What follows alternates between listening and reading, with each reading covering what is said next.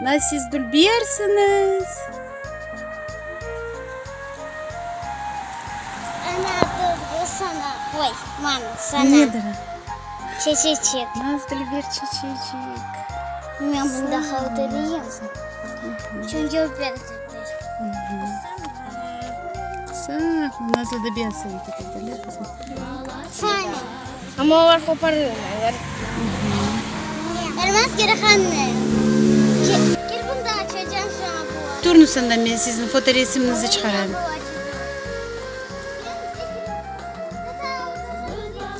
Uzağa var mı Nazlı? Uzağa gerekmiyor vermeye kızım.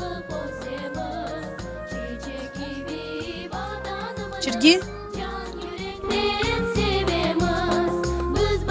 Yar balalar, ilim alıp o temiz çiçek gibi vatanımını can yürekten sevemiz çiçek gibi